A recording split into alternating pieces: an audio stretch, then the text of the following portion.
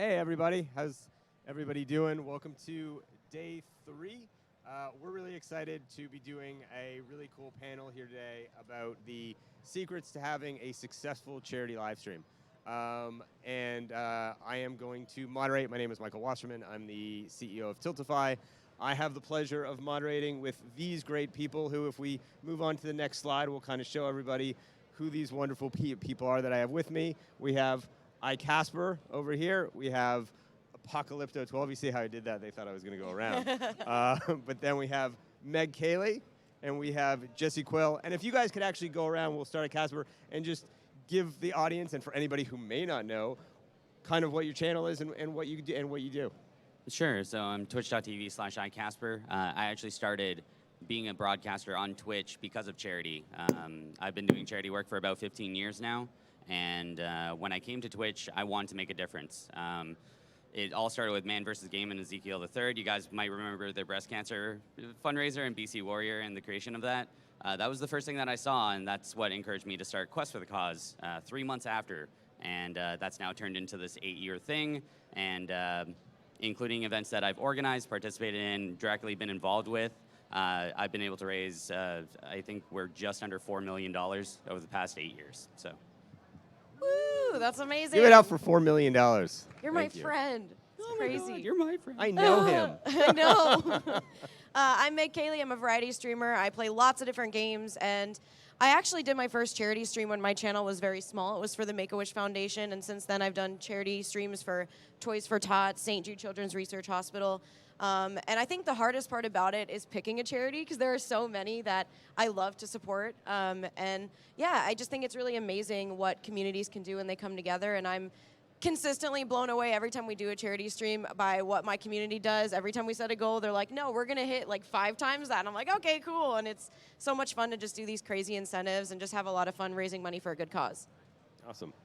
Jess. Hi, I'm JessyQuil. I fundraise since before like high school and college. Before I started streaming, I used to do like Extra Life 24-hour marathons like in my college dorm. When To Write Love on Our Arms started when I was in high school, they helped me a lot with a lot of their resources and being able to realize that, like, yeah, going through puberty sucks, but it gets better. And I found people like iKasperr and MegKaylee as I have grown on Twitch, and I realized that I might not be a millionaire, but we can fundraise for charity and do something good in the world when sometimes things seem so bleak. And I'm Tyler Scheid, Apocalypto_12. I actually got into streaming because of my friend Mark.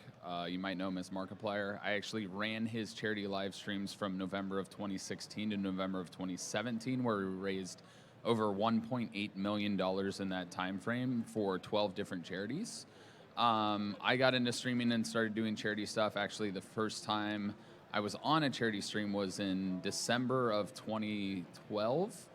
Where we raised money for UNOS, and before we had found out about Tiltify when we were raising money for St. Jude, and I remember talking to Mike here, who was thinking they were getting DDoSed because of all the $1 donations we had coming in that Mark was going to match. So ever since then, I've been raising money for a variety of charities. I'm actually an Extra Life ambassador for this year.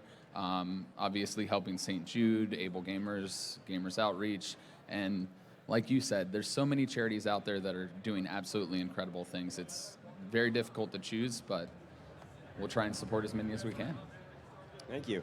Yeah, I mean, I'm excited because I think we have, with the 4 of you, we have just a really good wide range of different types of streams. Obviously a lot of funds raised, but a lot of different strategies and input and ways that you guys have all raised money. And I wanted to be able to share the information to help both charities and people who want to fundraise kind of understand a lot of the nuances as things have changed over the last 4 or 5 years and longer on how the charity live stream world works. So one of the first things I want to jump into to kind of start with the basics is charities and influencers, and really that sort of relationship. So starting with the charity side, let's start with you, Meg. You've done a lot of different charities, and just kind of want to talk about how you like to choose your charities, what you look for in a charity, and how you typically go about finding them. Sure. So I think a lot of it kind of stems from personal experiences and things that I've either been through or just causes that really speak to me. Lots of ones with kids really speak to me because I have a sister who's 10 years younger than I am, who I'm very close to, and a lot of times I kind of think about, if she were in that situation, how I would feel, and just even thinking about that destroys me. So, right away I'm like, I have to do something to help. Last year I lost my cousin to suicide, and so we did a whole fundraiser in her honor for the AFSP, which really helped my family. And it was just a great way to spread awareness and kind of, see how many people are impacted by the cause. And so I usually will just start with, by identifying the things that are really near and dear to my heart and then going from there. And if there are events like St. Jude Play Live, which happens every May, that kind of will pull me in as well. Very cool. So Jess, let me kind of ask you the same thing. When you think about charities that you want, what do you kind of look for and how do you typically go about, getting involved with them? Definitely going to have to echo Meg. It's Yeah. definitely things that really speak to you. Charities that have helped me when I was in high school. So like To Write Love on Our Arms and the American Suicide Prevention charities. And St. Jude obviously has something that's really integrated within Twitch broadcasting, and just being able to see what they do and how they do it and how much it really makes the hospital experience for kids much less scary, which I'm definitely for, since I like to talk a lot about mental health and self-care advocacy, so I understand a lot of why those kind of things need to occur. And it's difficult because I would love to fundraise for a bunch of different charities once a month, but at the same time, I don't want to burn out my community, and that's a delicate balance that we all have to go through. Yeah, absolutely. Tyler, I know you've done, you went through a period, especially with Mark, where you guys did a new charity every single month. So how did, on a monthly basis, how did you guys decide to, where to switch up to, if you're, if there's going to be audience fatigue, what you guys thought you could do? Was there some sort of plan involved that, or how did you guys come to those decisions? I think one of the biggest things is we obviously worried about audience fatigue, and we tried to space things out and have them at different times of the month. Sometimes we'd have it early in the month, and then the next month it'd be late in the month to try and increase the gap between those. But one of the biggest things that came into that factor was we changed up how we did the stream every single time. It was never the same. And we just kind of looked at current events, what was going on in the world right now, and where funds really needed to go soon. We looked at stuff that was obviously personal relations to us. Mark and my mom have both passed away due to cancer, so we did a lot of cancer stuff.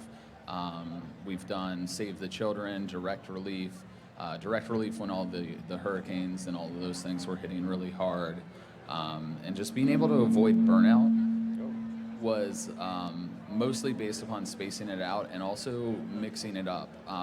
Luckily, with the size of Mark's channel, if some people want to be able to donate, the other half would be able to. So being able to do something like that and have the spacing a little bit better, while also being able to change up the incentives and doing something different every time, really will bring people there. And then another thing that a lot of people don't realize, there's a lot of different ways to help charity live streams without being able to donate. Getting people to share, talk about it. Even have one of the weirdest things we do is we say, hey, if you can't donate, your parents can't donate, go outside and scream in the streets, tell them the charity live stream's going on. And we've actually had people come in saying, I had this kid running down my street talking about this, and I popped in and I was like, oh, it's for charity. All right, I'll donate. Yeah. So, Mr. Bong. Yes. So when you look at charities, that's my phone. You've done fundraisers for many charities, also fundraisers, including the Charity Plaza, that benefit multiple charities at the same time. And I'm sure that's sort of also difficult from a messaging perspective as well. How do you sort of balance dealing with different charities as well, and also balance how they're trying to work with you when you're trying to fundraise? Sure. So what it comes down to is the messaging is always difficult because Yeah. we have so many different charities, and for the charity decathlon that's going on right now, as well as Quest for the Cause benefiting that, we've got the entire gamut covered, from mental health awareness to assisting kids with cancer and cancer research. We've got Best Friends Animal Society as well. So we cover the entire gambit, and it's all about trying to find the ones that really resonate with you. That's something that I always tell my broadcasters for Quest for the Cause, which is 7 days nonstop charity fundraising. So it's 160 odd hours. That was last week. And I always tell the broadcasters, look, it's hard to get the message about them all. If you love them all, great. And I love them all. I love every single one of these messages that they have. But there's always going to be one, maybe two, that really resonate with you, and just kind of making sure that you embrace that and explain that to your communities. That's going to result the best, really.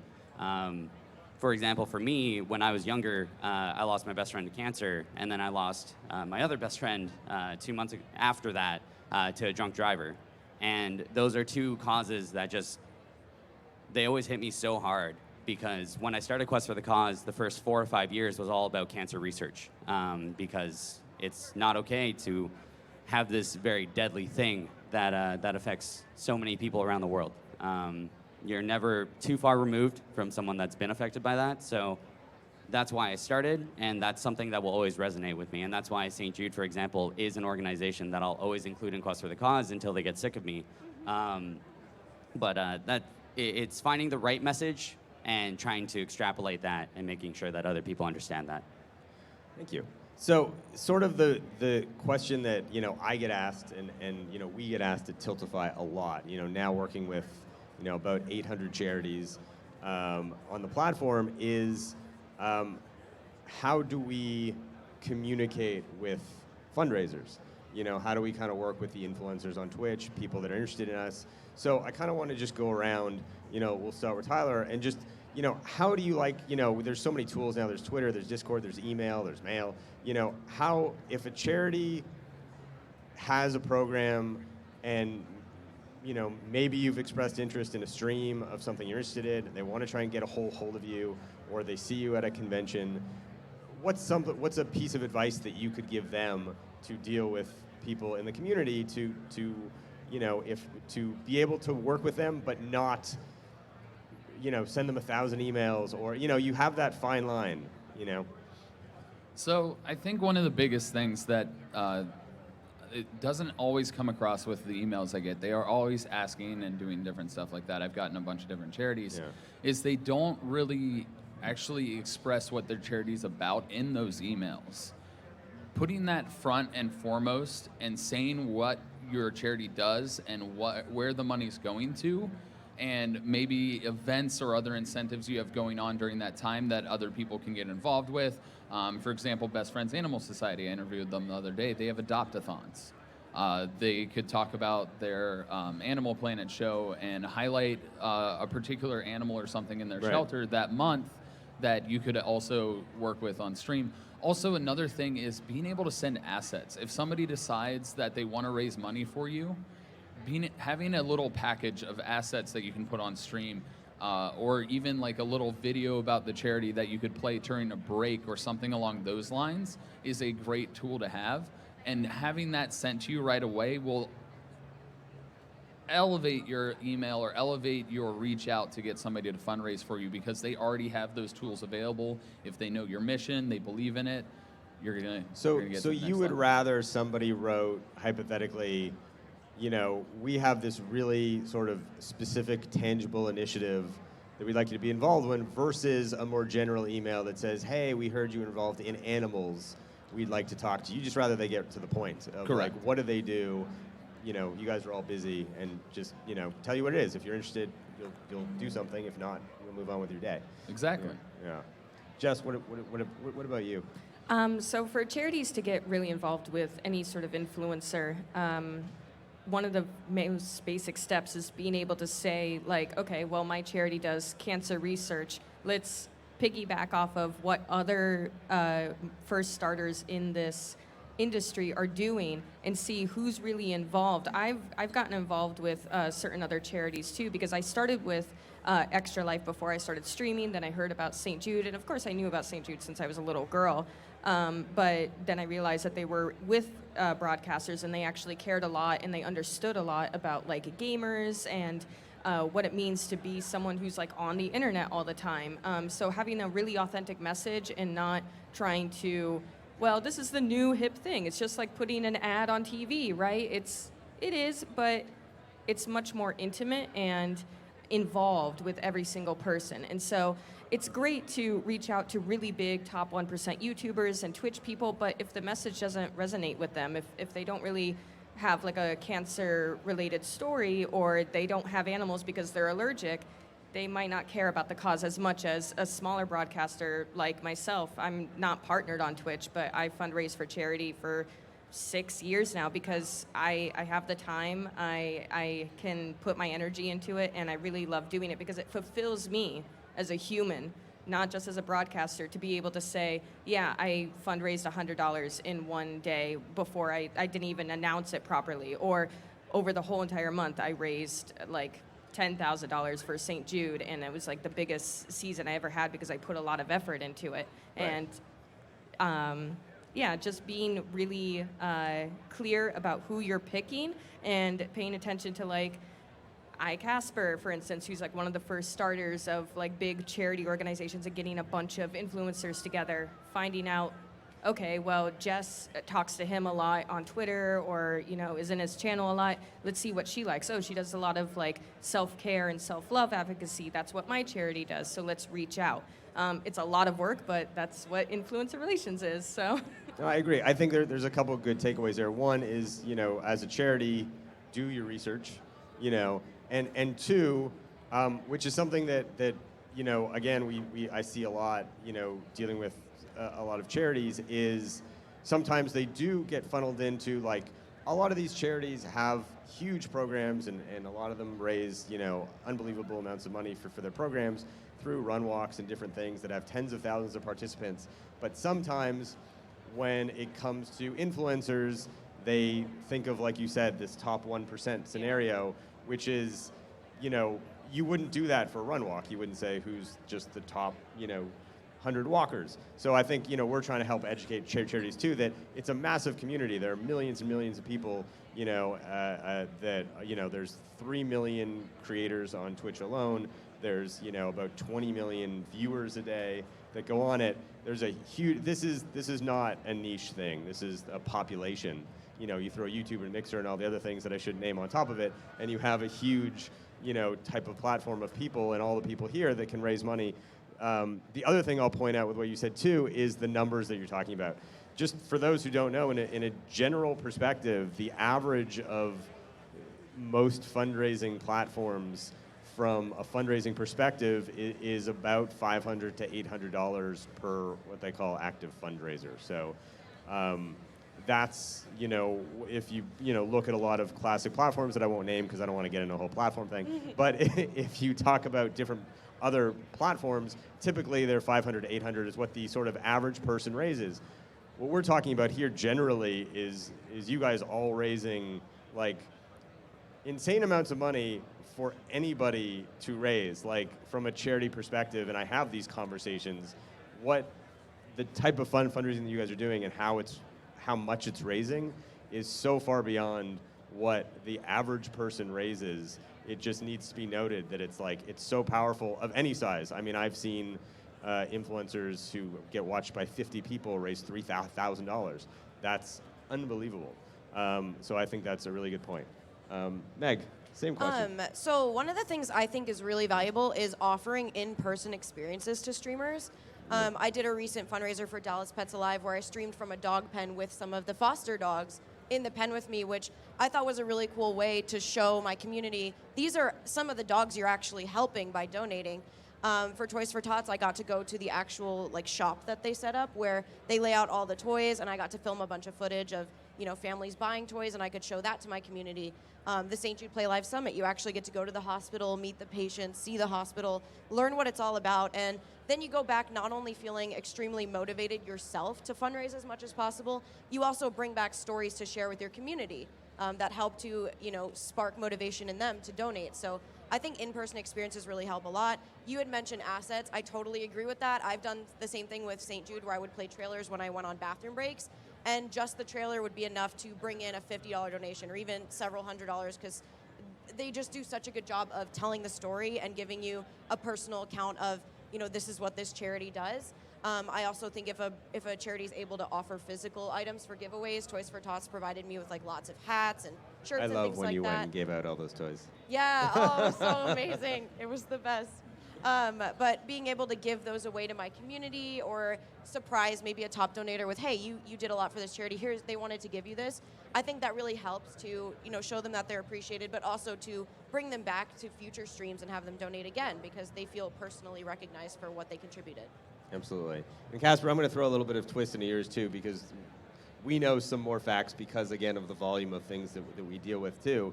I also want you to touch on the concept of, which you talked a bit about too, but even further, about, when you know that both charities and sometimes organizations or platforms even, which we don't do at Tiltify, but, will blast emails out to content creators that are basically copy pasted to fundraise, potentially on behalf of a charity, sometimes without the charity knowing, and just how those kinds of affect your decisions. Sure. So don't do that. Yeah. That's it. Yeah. No, seriously. No.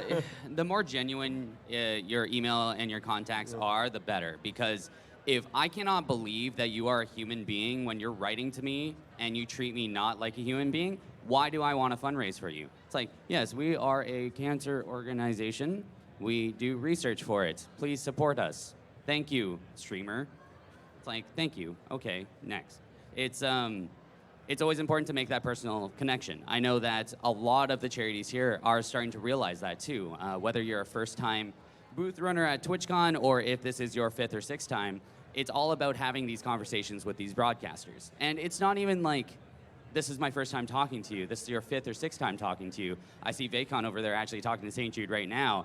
He's a long-time supporter of St. Jude, and he's still over there, mainly because he's friends with them, sure, but it's because he loves getting involved with them. He's made friendships, and it encourages him to actually fundraise for them. As now they're hugging. Oh, that's cute. Hi, Alex. Hello. Hi. But yeah, it's like, treat us as human beings because, one, we are, but two, just help us buy into your mission. The more weapons that you can give us, the better. Because that way, if we have the assets, then we can show a little bit more legitimacy. It also gives us all the tools that we can use, all the talking points. The talking points are huge for that. If it's something physical, great. That can be expensive for a lot of newer, smaller organizations.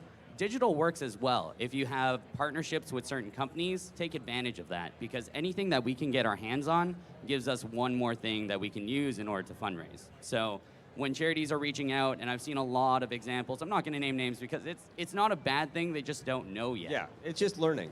It's just learning. And that's what we're trying to do here is just kind of give out, I'm going to ask a few questions. I'm going to ask another one now that's just, there's a lot of questions that go around that I don't think get answered on panels, and I want to kind of answer you guys. So one question I'll answer, which I'll just go all the way back through, and it's really just kind of give me a one-word response, is because this is something that both I get asked and that I've seen. What is your take on either a charity or we're going to leave brands out of it because that's different. Sure. Either a charity or a platform offering to pay you to fundraise? No. I don't want payment. It's not about that. It makes it seem disingenuous, especially. I've been offered that in the past, and I've turned it down pretty much every single time because it's just like, I want to care about your cause, but the moment money gets involved and the moment you start offering money as an organization to an influencer, that is a slippery slope that just goes downhill. Yeah, I can't see myself ever wanting to do that. I agree. I think there's just something about it that feels wrong. It just feels weird. I wouldn't want to do that. The only instance is if I'm I will take this and then donate it right back to the charity. Right. But I don't really think it's effective in the long run because that's money, whether it's a charity or a platform offering it, I think it's two very different situations, but I think that that's money that should be going to the charity, and the focus should be on the charity. Right, and to clarify, the one time that I did take that, I donated right back. So. Yeah. Yeah, I would have to echo those as well too. And there's a huge difference between, hey, we'll send you 1,000 through PayPal versus we have a summit, we have a bunch of different broadcasters coming together, we're showing you the hospital, we're showing you the adopted dogs. Like those are experiences that help us with storytelling and help us really buy into the mission statement of the charity versus like, hey, we're a new charity, we don't have any advertising, we want you to pretend that you care about animals even though you're allergic. Here you go. That's what's disingenuous. I would echo all of the no's in the sense that it would make me feel really bad if I took something like that. I mean, obviously, if I did something like that, like you said, I would send it back to the charity if I could, and it just crosses a line in my head. It's kind of like you're like paying for exposure, but we're also trying to fundraise. And it really should be about the charity. It should not be about me. It's never about me. I don't want to make it about me. It's about what my amazing community can do. It's about the amazing charity that we're fundraising for. And that's what the focus should be about. Once you cross a line of paying people to try and fundraise for you, it's like, oh, we're going to raise money, but we're going to pay you so that you raise this money. And then you cross a line of like, well, then people start asking how much. And then you start asking all of those questions. And it's just a slippery slope that runs into problems of like, well, is this streamer or is this person actually about this charity, or are they getting paid to do it? And then that person, if they're getting paid to do it, is honestly probably just going to do the bare minimum in some ways, because what fundraising for charity is about the charity. It's about the people they're helping. It's about the animals they're helping. It's about what they do. Absolutely. Cool. No, thanks for answering that, because I do get asked that question a lot, and you know, it's nice for, you know, to be able to actually put that out there of how you guys feel about that. Let's go on to the next slide. So what I want to talk about now, real briefly, is just some of the pitfalls. Some of the things that we all see from, and right after this, we're going to go into the reverse of that, which is all the good stuff. But want to just get out of the way, like the top things, like top 2 things that you can think of. We'll start with Jess, of like, don't do this for your charity stream. I'm putting you on the spot. Only 2? Okay, 2 to 4. Don't be incredibly overzealous when you first start with charity broadcasting. I know that it can get really disheartening when you don't raise $1,000 and you don't get the backpack or the really cool pin from that charity. And also sometimes your community, especially if you're starting to get into charity broadcasting and they're trying to get used to it, if they see $1,000, they're like, I can't give $1,000, and it can kind of make them not want to donate in the first place. So you have to really gauge where your community is and how they feel about charity and giving in that sense. So for me, I always start with like a really small donation goal, and we just breeze past it in the first hour, like 5 times as much. And every single time it blows me away because it saves my ego. But also at the same time, it's really nice to be able to see the genuine connections that people have with the charities, and they really appreciate my storytelling with it, because I pick charities that really mean a lot to me and mean a lot to my community members, because I know about their personal lives. I know that they've been affected by cancer. I know that they just had to give up their dog or something. So being able to also recognize those helps a lot too. Also, if you have a charity incentive of wearing like an amazing onesie or getting pied in the face, make sure you actually have those available, because your community will blow you away and they will demand it. And if you say, well, oh, I actually don't want to do that incentive, you'll disincentivize them to ever support you when you do something like this in the future. Yeah, and I want to touch on your first point a lot, because that actually comes up quite a bit. And I love the way that you mention it, of how you do it from a strategic perspective of, you know, make your goal low. So on Tiltify, you can always increase your goal. Yep. So make your goal low. Just be like, I want to get to, it doesn't matter, $500, $1,000, $250, $1. Well, don't make it $1. I take that one back. But you know, any amount is good. Then you just increase it, increase it, increase it, and then you can just keep going and make it different. Versus, so one of the things we built on the site is you can always increase your goal, but you can't decrease it, because we also didn't want people to put like 10,000 and then get to, you know, 1,000, and then we sometimes get an email on our support system where someone says, can I lower it? And I feel like the reason we built it that way is because we don't want you to do that. It just doesn't seem, it seems like a counterproductive concept. People want to beat goals, like you said, and go past them and past them and past them and past them. So I think that's an important point for people to know. Tyler, what about you? Top, don'ts. The biggest one for me is don't go in blind. Don't go in not knowing anything about the charity or not knowing or having a relation or a story to tell with a relation to it. Obviously, streaming and fundraising is about human connection. So being able to connect them and connect them to the purpose of the charity and what this charity is doing increases the likelihood of them being able to donate and wanting to support you and support the cause that you're going for. The other thing I would do is don't do content that's not conducive to the charity you're fundraising for. So if you're fundraising for kids and you're swearing up and down, that's not really a good look. Please don't do that. Fundraise for charity, know the audience, because the charity could potentially be broadcasting it in their facilities, and if you're doing something that's not conducive to the charity, that's really not going to be a good look for them. That's not going to be a good look for you. So knowing the charity, don't go in blind, and then also knowing the audience of who you're fundraising for and making sure your content matches what they would like to see as well as your audience would like to see. Perfect. Mr. Kasperr, Yes. same thing. 2 big don'ts. Oh my Fundraising. God! I'm always about the positivity, so Yeah. I'm always the worst at about don'ts. Yeah. Just going back to Jesse's point, it's we have statistics where when it comes to a fundraiser, the most money you ever fundraise is usually during the first part and the last part, and the middle is very, it's hard to counteract that. So to twist it into a positive, I'm sorry, I always do this, is try and find ways to actually counteract that slump, because it's so hard to do. It's so hard to get through that middle area. A lot of other fundraising platforms, they project that you should fundraise throughout the entire month and go these 28, 30 days in order to do it, and their most fundraising days are the first 3 days, last 3 days. For a charity fundraiser stream, it's 6 hours. Treat it like a marathon that you can build towards, and don't treat it like a sprint. You'll sprint out the door, and then you need to kind of build upon that going from there. So trying to counteract that with goals and increasing your goals along the way, being prepared and having things that you can add on, and what do we say? Throw in there an audible. Yeah. Just have audibles that you can refer to, and just don't. Sports ball reference. Yeah, sports ball reference. Yeah, Yeah. I like sports ball. Yeah, and just making sure that you are as prepared as possible, because if you do go in blind, it's going to be the worst thing, because you're going to be like, and now I don't know what to do for the next 5 hours and 59 minutes of this broadcast. Yeah. Guess we'll just sit here, and so being prepared is very important. So don't go in unprepared for sure. Cool. And Meg? I Same. think my number one tip for this would be to not ever put yourself in danger. I think there are a lot of us who are willing to do just about anything I was for going to say it charity. if somebody didn't. I think it's really important, because I think a lot of people are like, I'm going to eat this like super spicy pepper, and it's like so hot that they throw up or they get sick.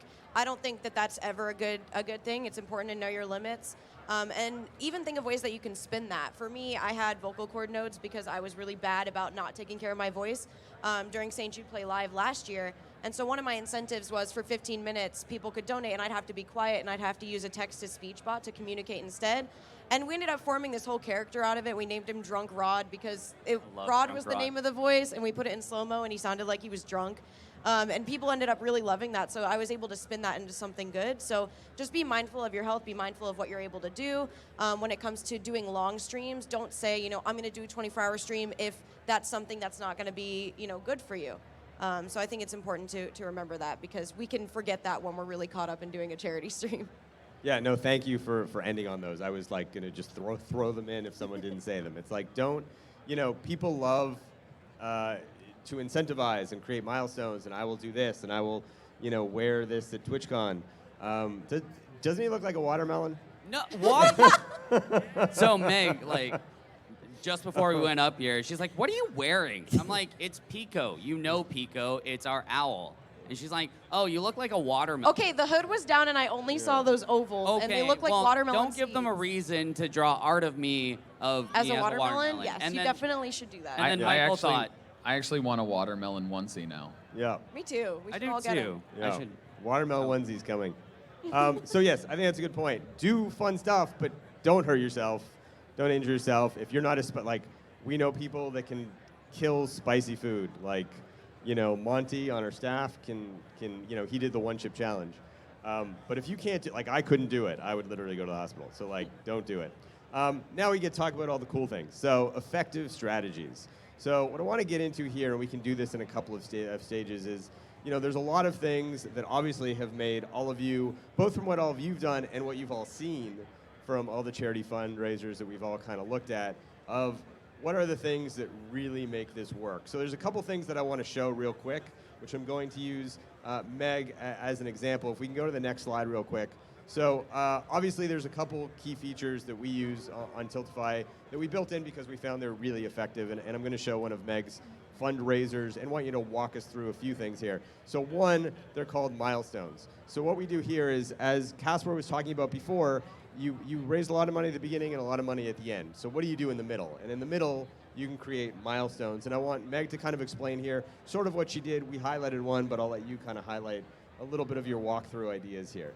Yeah, so some of these are, it triggers a giveaway. Some of them are more simplistic like that, but some of them are something like that one there, where I will read and share stories I wrote as a child, which was very embarrassing. I wrote like my version of Romeo and Juliet when I was in like 5th grade. I had to read it on stream. It was really embarrassing, but people really wanted to see that. So, there's just a lot of things that you can add in along the way. We also had one where I had to do a disco dance party. I put on this like dumb afro wig and a mustache and was dancing, and it was great seeing random people come in like, what is going on in here?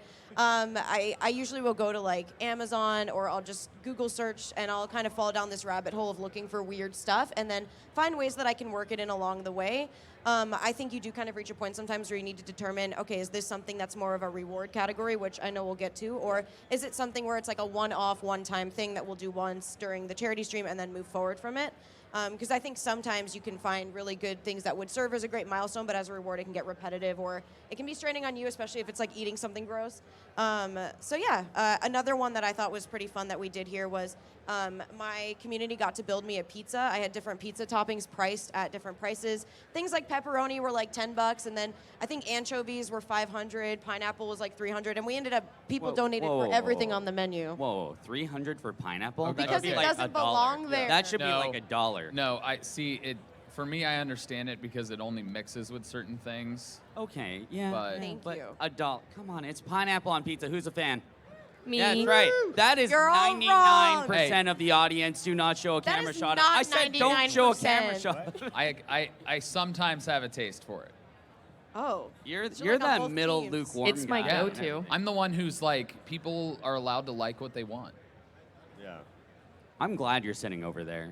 That's why you guys are the furthest apart. Yes. So, iKasperr, what are some of your favorite milestones that you've both done and seen? So, like, my biggest piece of advice is always know your community. Yeah. And my community hates me. So no, it's true. They're the in best the way. audience. There's some in the audience that's like, yeah, Yeah, expletive you, Casper. Yeah, no, it's, you know your community. My community hates me. Meg's community loves her. So she'll be like, They like to mess with me, though. I'll do this cute thing for this much money. And it's like, here's the money right here. And it's, for me, it's like, I'll do something cute. No. No, we want you to... What about the waifu costume? We do not talk about that. So, I'm just saying. yeah, it's all about, well, torture, but in a safe way. So for me, Yeah. I get embarrassed very easily. I was red walking over here this morning because I'm just walking along. I was waddling a little bit because I was tired. There's a long lineup of people waiting to get in. I'm just like, please, don't look at me. Just don't. It's not me. Someone goes, hey, Casper. I'm like, no, stop it. And I started running. But my favorite thing is definitely knowing your community. And for me, I get embarrassed. So I can do spicy food. So I always throw that in because people are like, oh, yeah, no, that'll be cute. Ha, ha, ha. No. And then there's wear this onesie for an entire day, including parties at TwitchCon for a day. So here I am, and I have to wear this until midnight. So, knowing your communities is really important for that. Yes, I do have a mascot. Her name is Waifu. She is a very magical anime girl, and I do have a cosplay of it that no longer fits because I've lost a lot of weight. So now I have to buy a new one and walk around in that next year probably. So it's, yeah. just know in your community, get embarrassed or do spicy food. Whatever will encourage them to donate. Jess, what about you? My community likes me a lot, but likes teasing me a lot as well too. So anything that's like, I'll play a horror game, and I'm someone who, when I first play it, because it's so brand new, I don't know, do I have weapons? Can I fight back? Like, what happens when I die? Do I have to start all the way over? It like freaks me out. I scream, I cry. It's great. And then eventually, like once I get into that groove, I understand what to do, I beat the game within the night. And people love that because they don't want to play the scary games themselves. So I'm like, yeah, there's Resident Evil 2 remake, there's Layers of Fear 2. We did it because we fundraise for charity. And then also another one is just doing something that's ridiculous and over the top. So what I've been doing lately is I have this neon face paint, and I color my face and my shoulders and everything, and I just look like I came out of a 1995 rave, and it looks fantastic. I love doing it. Like I put that as really low, like $1, and I'll put like a huge pink like line on me, and I feel really cool doing it. Last week for Quest for the Yeah. Cause, I went to the bathroom at the start of your segment. 5 minutes later, I come back. I'm like, what did she do? Her entire Why is she a highlighter? Yeah, she was a literal highlighter, and she had to sit there for 4 hours with this on. It was great. I loved it. I had like a bunch of blue on my neck for like the next 2 days because I just couldn't get it off. But that's what you do. You throw in things that are like, some people would think it's embarrassing. They don't like doing that. But for me, I love it because it looks cool. But there might be other things. Like I just started doing like pies to the face this year. And I get why people do it because it looks amazing. It's funny. But the cleanup takes like 2 hours afterwards. And you have to like get it out of your chair and your hair and everything. So I enjoy doing that one, but I usually bring that out as like a big gun, like I'm doing Quest for the Cause or the Scare-a-thon or something, or my own like big 1-year charity fundraiser. And that's also really important too, like having incentives that we only do this once a year, and this year it's for this charity. Last year it was for another one or something, and it has to be something that's kind of like unique to you or like your community really loves. And take inspiration from other broadcasters. So like Bean Boozles, dried up crickets, so those are things that I eat. People freak out about the crickets. They taste amazing, I swear. They have like little bacon bits on them, and they are a great source of protein. See, they won't do it. They won't do it. I can't But do both. I Dip it in love some it. ranch. Because I have a hatred of crickets. Did you just say ranch? Yeah, they have ranch. What? Yeah. Have you ever done this, Michael? I feel like you're just talking. Just out at of home your- you eating know what. crickets. Yeah. However, speaking of Yes, pies yes. to the face, that's a yeah. great transition to Tyler, who I believe yesterday took a pie to the face. Yes, I took pies to the face here at TwitchCon. I was over at the Extra Life booth over there, taking pies to the face from my friends because we reached a certain goal, and hashtag Piler became a trend, and also still up for contention. If we raise $45,000, Michael and I both get pied in the Yes, face here on yes. stage. So So big please donate. incentive. Yeah. So if you're watching this, TwitchCon.tiltify.com, by the way, Yes. is where you can donate. try and make that happen because I really want to pie Michael in the face. I want to make him feel my pain from yesterday. I took double-digit pies. Oh, that's Double a lot. And trying to wipe all of that off while at a. By the way, going into that bathroom and trying to wash your face off, you just keep dispensing soap on your arm. It's fabulous. It's very tough. But I've also done the crickets. I will never do it again. I ate chocolate-covered grasshoppers as well. I've done Bean Boozled. One of the things I've learned about myself is I need to get away from doing food things. I don't normally agree with it. But there are a number of really cool incentives and different things you can do. But one of my favorite things is the $1 donation train. Usually what we end up doing is we end up doing that towards the end of a stream, and we've done it so many times. It's an incredible push because you look at how many people can donate so much money, and it's all relative to each person how much that's actually worth to that person. Obviously, somebody who has millions of dollars, $1,000 is worth less to them than somebody who's making like $60,000 a year. So when do you get into the $1 donation train is you really reach out to people. Like if you haven't donated, if you can spare a little bit, it adds up. You have 100 viewers, that's $100. You have 1,000 viewers, that's $1,000. And on top of that, there's great stories you can tell and share about different stuff that's going on. One of the things that I've worked with Michael on, and we've talked about this, is knowing certain dollar amounts that the charity actually achieves. So when we did Save the Children, we had the little present in the bottom corner, and it kept filling up for each little care package that it went for. I believe that one was for infants. Yeah, it was a baby healthcare package for Save the Children that every $50 helped them with a package that helped them survive. I think to five. It increases their life expectancy up to 5 years old, which is unfortunately low in third world countries. Yeah. But personally, for me, one of my audience loves doing to me is making me do voices. I am an improviser, and getting them to donate once we reach a certain amount, I had to do a voice or a different accent every hour, and every donation of a certain amount, I had to change to a different accent. And some of them are awful. My girlfriend is actually British, and so she absolutely hates it when I do a British accent because she says I sound Australian, and I'm not British. But everybody loved making me do that accent.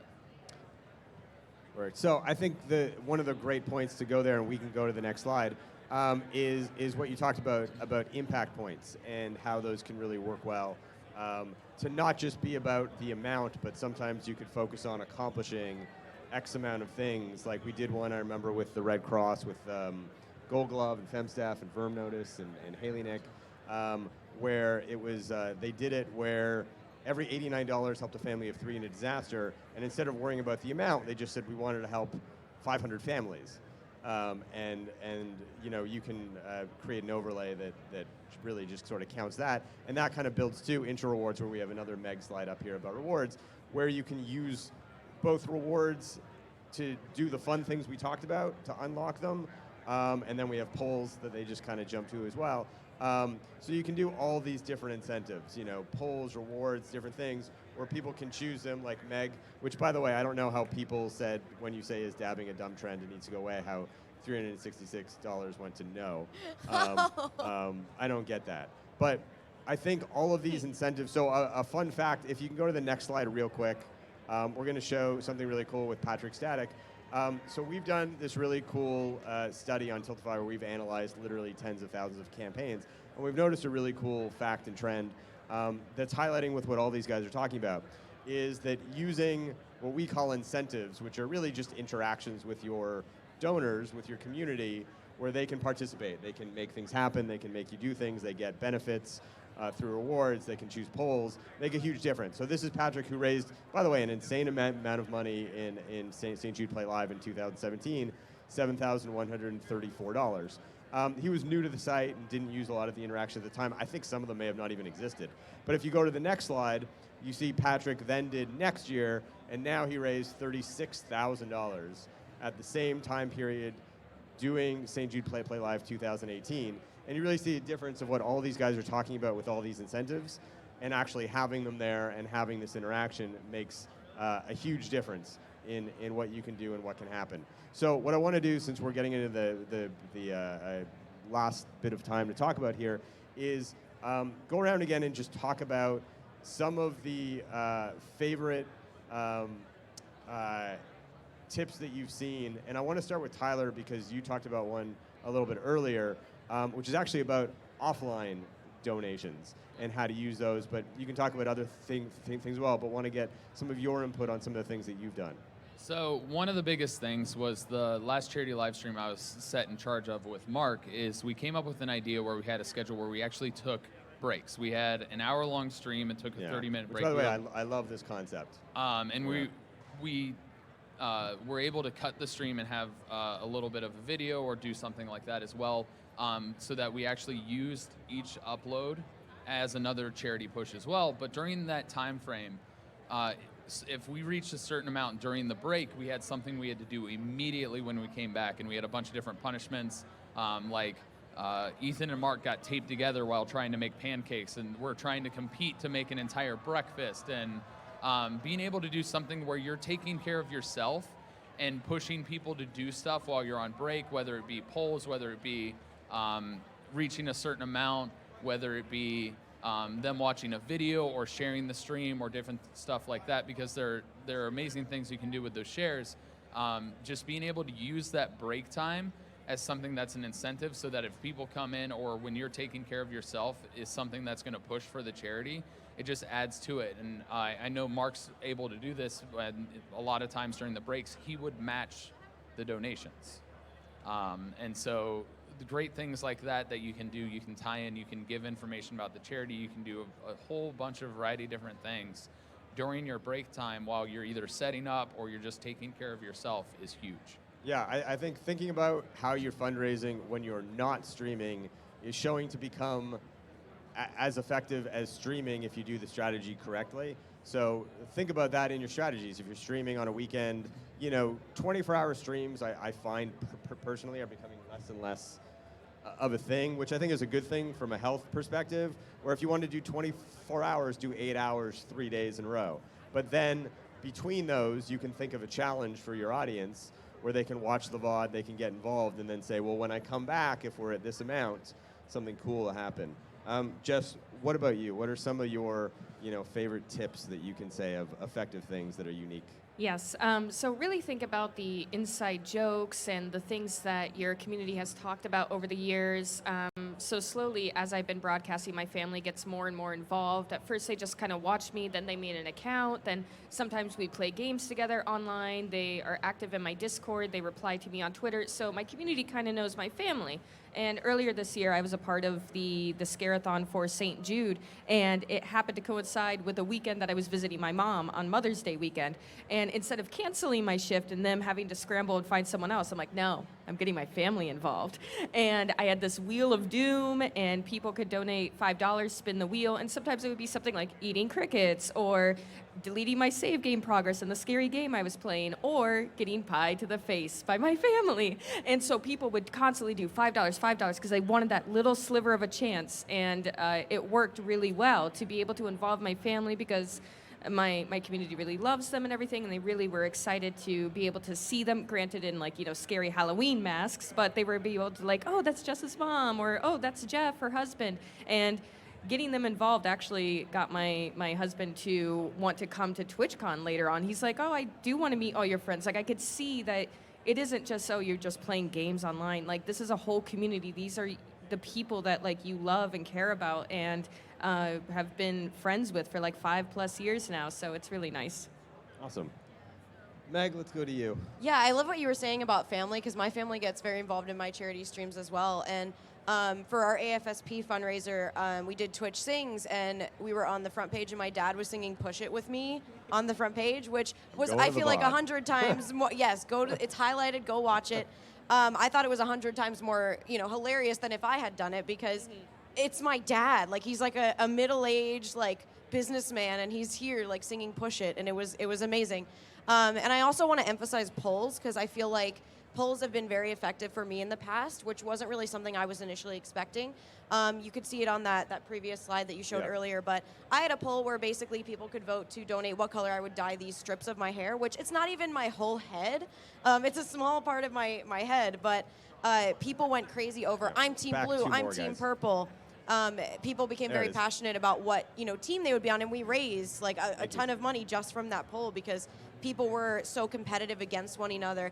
And that's $10,000. Yeah, just from people being I want blue to win, I want purple to win. And I think if you can drive people against each other, not in a negative way, but build a little friendly competition, because at the end of the day, all of that money is going to St. Jude, so we're winning no matter what. But I think that really helps to drive donations as well. Mr. Kasperr.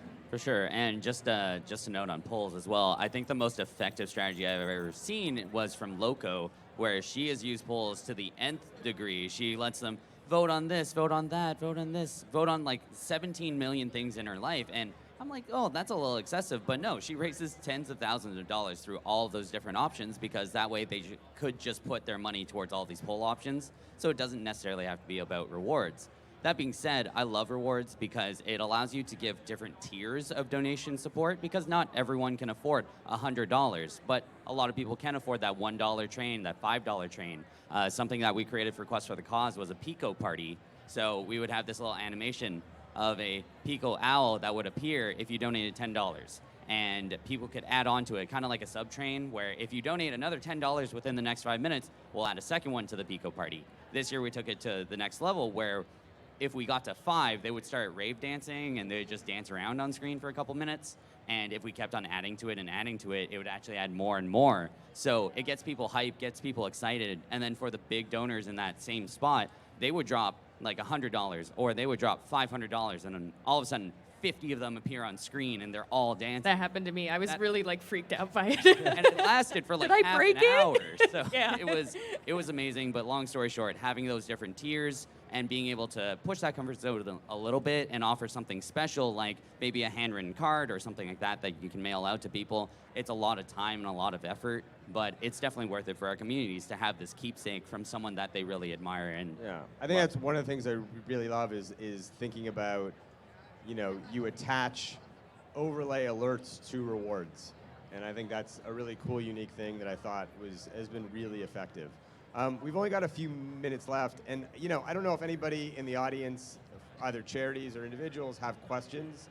If you do, raise your hand, and we can take a few questions at the end if anybody has anything that they want to ask the panel about their streams, about how to contact charities, or if any of the charities have questions for a panel. Also, I can also say that since I am the community manager and community lead, I'm available for the next half hour, so I'll actually be around here if you guys want to talk as well about charity events. That too. And I'll have my cards and whatnot, so you can get in touch since we can talk about that, since we do have to keep on schedule today, Michael. So. This is true. I am getting the year schedule. Well, with that, then I'd like to thank all of you for taking the time to be on the panel, to share this information, to joining us on stage. And thank you, everybody, for watching both online and in the room. Thank you. Yeah. Thank you. Thanks, you. guys. Thank you. Thank you guys so very much. Without further ado, we're going to throw it to a quick break. When we come back, we will have a couple more charity interviews. So again, stick around, tune in for that. And then, of course, at 11:30 a.m. Today, in half an hour, we will have round 9 of the charity decathlon, the TwitchCon Decathlon Olympics. So stay tuned. We'll be right back.